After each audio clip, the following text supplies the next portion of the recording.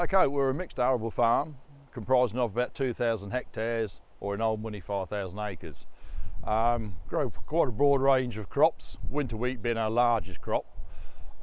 Just under 50% of the farm is down to winter wheat, hopefully.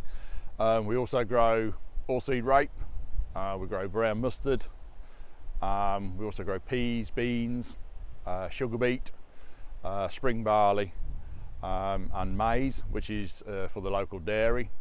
We do sublet odd fields out for potatoes as and when the fields come available. And also one of the other crops that we actually grow here, we treat our ELS and HLS, or environmental stewardship, as a crop as well. We try and grow our crops for the premium market. Nearly all the wheat is grown either for bread making, biscuit making, that type of thing. So a lot of it goes to Warburtons, McVitie's, and into Weetabix. Peas we grow for ADM at Long Sutton, they're human consumption. A lot of those go either to mushy peas or into canned soups. The beans go as animal feed, but if we do lucky to get a premium on them, they can go for human consumption, where they probably go to export to places like Egypt. A sugar beet in the rotation, we grow for British Sugar. We produce around about 13,000 tonnes of root yield here on the farm, where that goes off for processing at the Wissington factory. Spring barley is another break crop that we've introduced to help control black grouse on the farm. Because it's a spring crop that we can grow. It's got a very aggressive growing period, so it can help sometimes smother the black grass out. So good entry for either mustard or oilseed rape in the autumn. The reason we grow sort of the peas and the beans, they are a break crop, but what they do, they actually fixate their own nitrogen.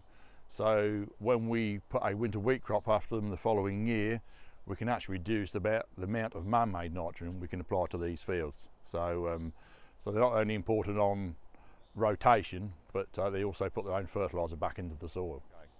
So as you go around on the farm safari, you'll see we're a traditional fen farm. A lot of our fields are surrounded by ditches. We call them our up-down hedges. You go on the high country, they've got the hedges around the field. In the fens, we have the ditches around the field. And what we try and use with those, they're important for several features.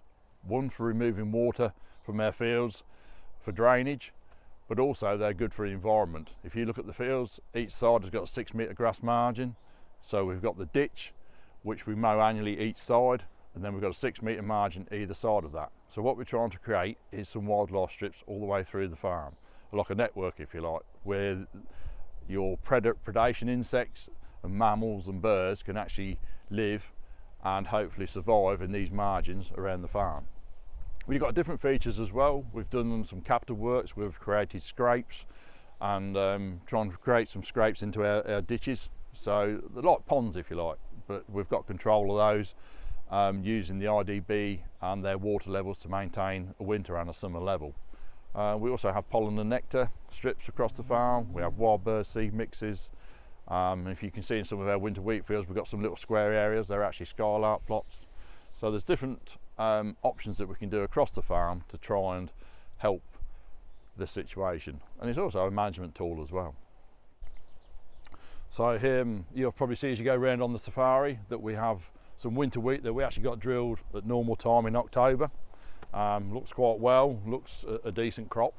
Then also you'll see some stuff that we drilled some spring wheat about middle of April into drying out soils that have been lifted after a late lifted sugar beet crop. And you'll see the difference in height and growth stages, and you'll also see a big difference in yield at the end of the day when we come to harvest it. Okay, one of the other crops that we grow here on the farm is mustard, or winter mustard. We actually sow this in the autumn now. So luckily we got this sown just before the weather broke in end of September. And as you can see from here, we've got a pretty good looking crop of mustard here, which will be harvested hopefully late July, early August.